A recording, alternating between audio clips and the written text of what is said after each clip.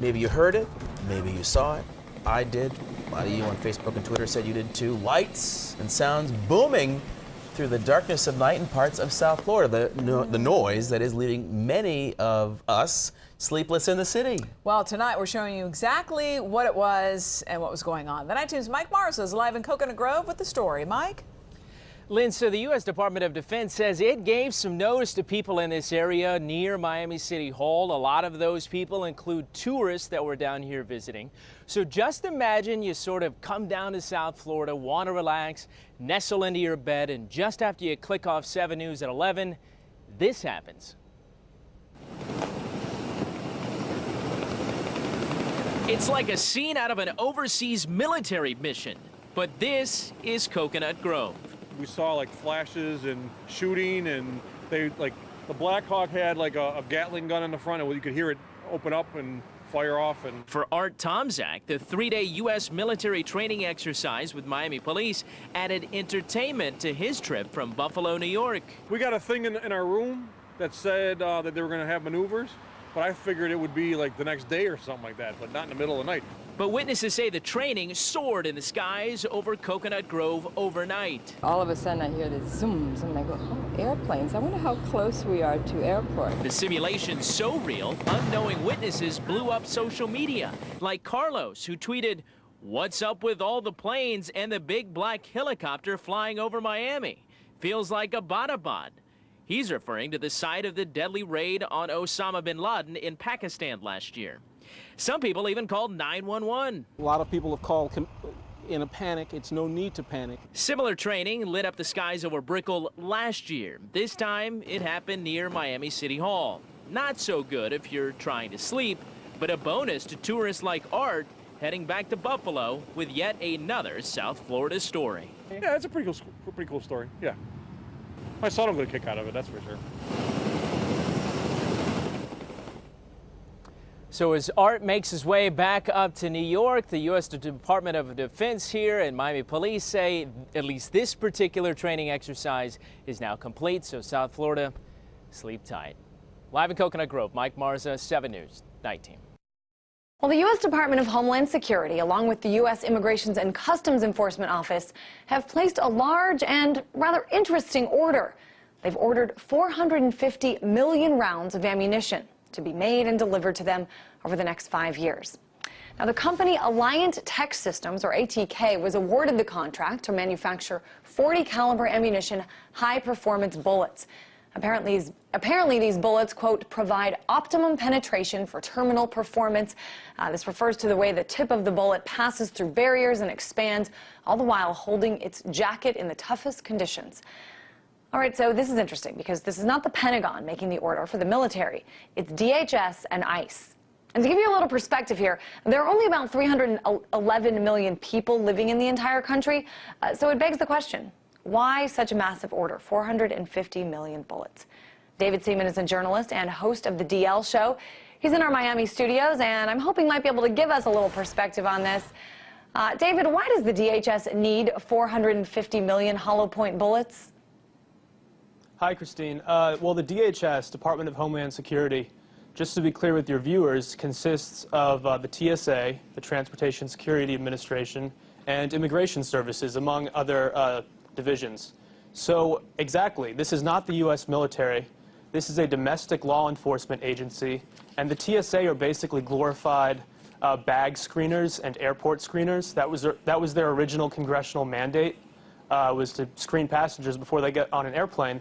So the question really is, why do they need 450 million rounds of ammunition?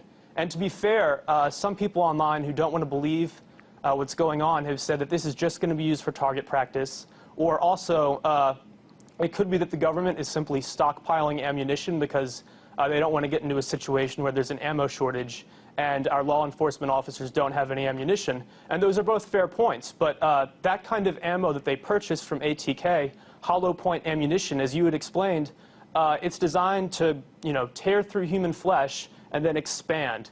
It's designed to kill people. This is not the optimal kind of ammo you would buy for target practice. It's more expensive, and it's more precise. I think that's a really interesting point to bring up. And I'm wondering, too, I mean, certainly there are a lot of layers here when we talk about the DHS purchasing this. There's not really been sort of a concrete answer as to why.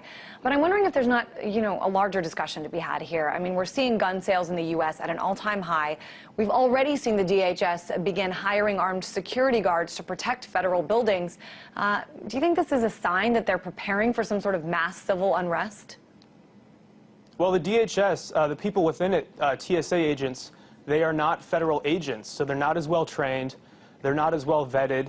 These are the kinds of people who think that grandmothers and little children are a threat to national security when they go through an airport. And to give all of these agents so much firepower, it really does make you wonder if they know something that the American people do not know about. And they have an open bid right now, DHS, for even more ammunition, for 175 million rounds of .223 caliber rifle ammo, which some people online have brought up is almost identical to the ammunition used by NATO peacekeeping forces. So that's very interesting. Are they planning on some kind of widespread economic unrest in the U.S.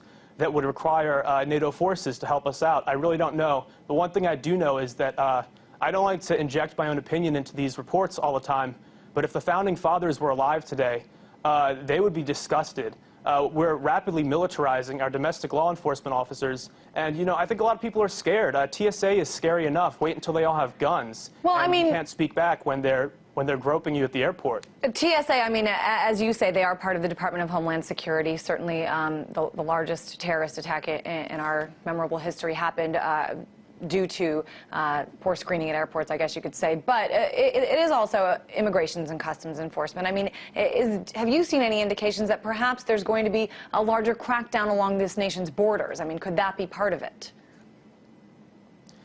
Certainly that's a possibility, although I don't see hundreds of millions of people flooding into America from Mexico or Canada anytime soon. The jobs that were once here are no longer here. I really don't understand it. I keep trying to put my head around it, and you try out different scenarios. Why do they need this much ammo? And certainly target practice is one option, but even if they're burning through 20 million rounds a month to train their agents, this is still overkill. This is still too much. So best case scenario, this is sort of a waste of taxpayers' money. And worst case scenario is, as you said, they're planning for economic unrest or violent protests, or something that requires hollow point ammunition on a wide scale. And some of the largest protests that we've seen certainly just happened in the last 6 months or so, the Occupy Wall Street protests. And, like you, David, I was kind of reading up on this, and there are a lot of theories as well that there's sort of a connection between DHS and the police forces in this country, particularly in the Occupy Wall Street crackdown. I know DHS agents, it's been confirmed, have been involved in various ways in many of the Occupy movements around the country. But I'm wondering what's going on in terms of, I mean, is there a line? Is that line now blurred between DHS and local and regional police forces? I think there has been, from what I've been reading online, there has been some federal involvement in local police crackdowns on peaceful protesters. And we're really seeing a shift where the government, both in the court of public opinion and in our laws, is trying to criminalize peaceful protesters and turn them into something more than what they actually are. When you have a bunch of college kids banging on drums and, asking for people to address issues like income inequality or the foreclosure crisis, those people are not really a threat to national security. And yet, the Department of Homeland Security, as I've seen online, they might be involved in some of the intelligence gathering.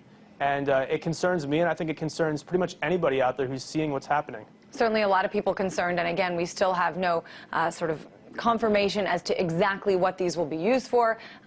Who knows if that will ever come out, but it's an interesting discussion. I think it's important for our viewers to see exactly what's going on here. Again, that this purchase was made not by the Pentagon, but by DHS for 450 million rounds of ammunition. David Seaman, journalist and host of the DL Show.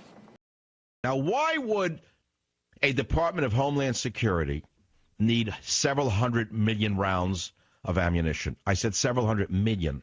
I didn't say several hundred thousand. Why would the DHS need several hundred million rounds of ammunition? They're getting ready for something, and many of us are terrified of this administration. Or that when Obama said, remember that speech, we need a private national security force?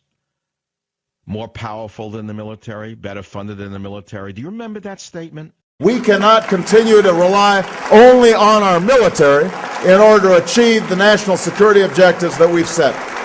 We've got to have a civilian national security force that's just as powerful, just as strong, just as well funded. Do you remember that? Everyone was chilled by that who had a knowledge of history because he was talking about creating his own SA, his own brown shirts. Hitler's private security force was a private security force that answered only to him. That was not the police of Germany, by the way. Police of Germany came from many different persuasions and backgrounds. They couldn't be trusted, in other words, to be robots. But now you have a president on record saying he wants his own private security force, and the media, of course, let that go by. Now you've got a DHS that's increasingly out of touch with the people, that scares the people. No one knows what they actually do. Nobody knows what terrorism they're actually fighting. And they see almost a creepy person running DHS who scares them, who says that her enemies are returning military veterans, people opposed to abortion. I don't have to go down the list. What the hell is going on in this country that the DHS would buy several 100 million rounds of ammunition?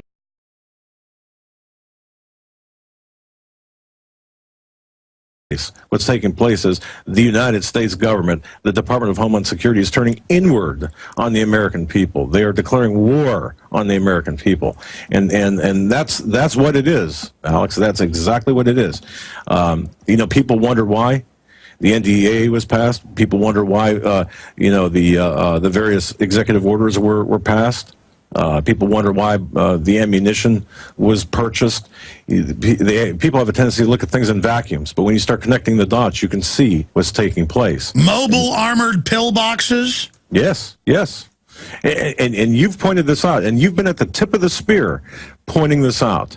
And I got to tell you, frankly, okay, as an investigator for 27 years, I've had a lot of doubts. I had a lot of doubts about the legitimacy of this information. And I fell for that right-left paradigm, that fictitious right-left paradigm. Now I've seen, look, it's all been a farce. It's first of all, TSA is nothing more than security theater at this point.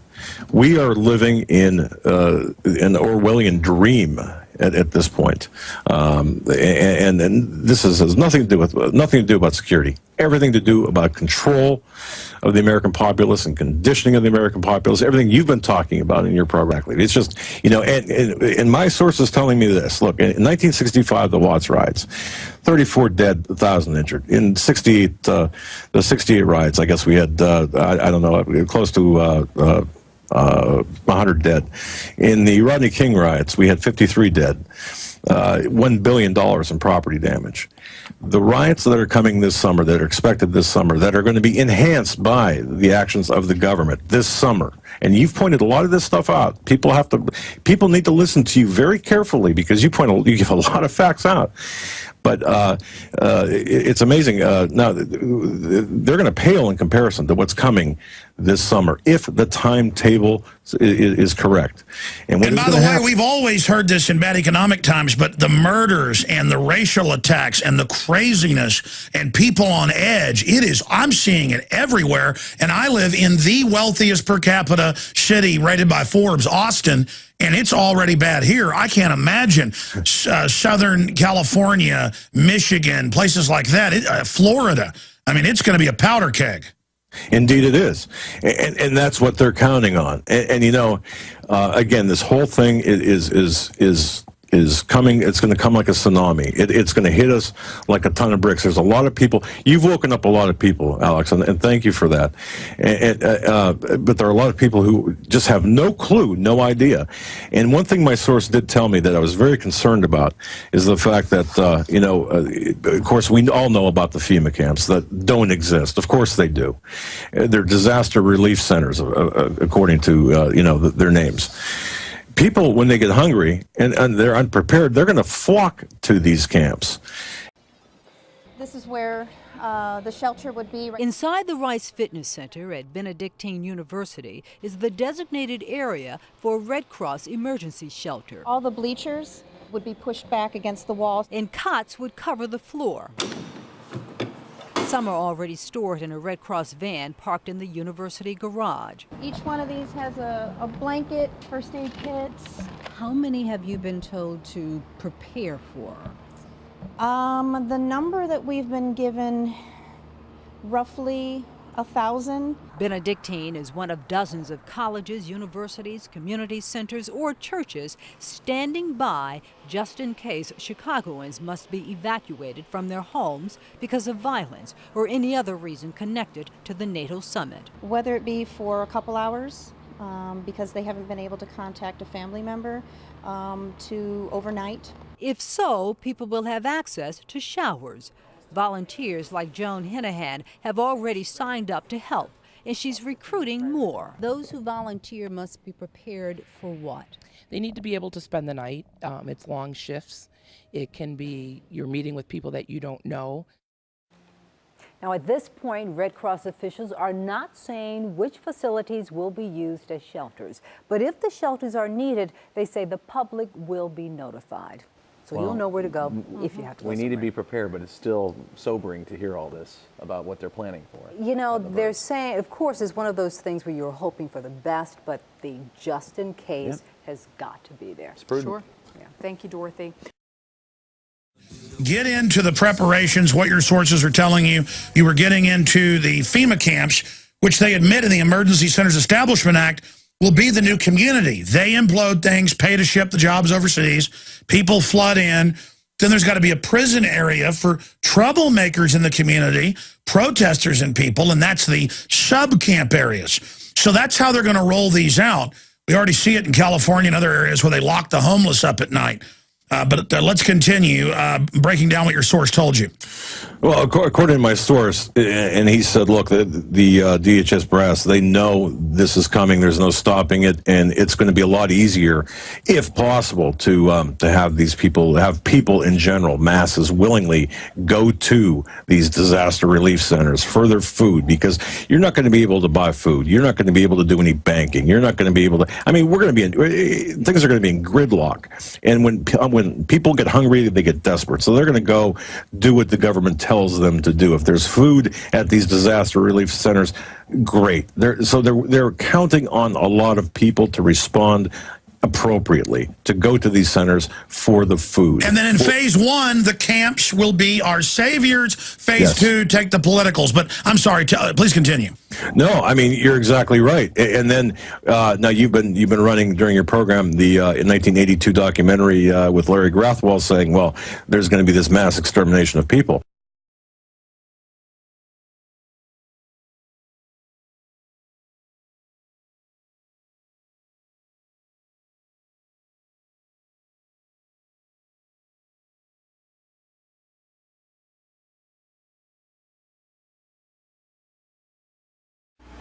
I brought up the subject of what's going to happen after we take over the government. You know, we become responsible then for administrating, 250 million people. And there was no answers. No one had given any thought to economics. How are you going to clothe and feed these people? The only thing that I could get was that they expected that the Cubans and the North Vietnamese and the Chinese and the Russians would all want to occupy different portions of the United States. They also believed that their immediate responsibility would be to protect against what they called the counter-revolution. And they felt that this counter-revolution could best be guarded against by creating and establishing re-education centers in the Southwest, where we would take all the people who needed to be re-educated into the new way of thinking and teach them how things were going to be. I ask, well, what is going to happen to those people that we can't re-educate, that are die-hard capitalists? And the reply was that they'd have to be eliminated. And when I pursued this further, they estimated that they would have to eliminate 25 million people in these re-education centers. And when I say eliminate, I mean kill. 25 million people. I want you to imagine sitting in a room with 25 people, most of which have graduate degrees from Columbia and other well-known educational centers and hear them figuring out the logistics for the elimination of 25 million people. And they were dead serious.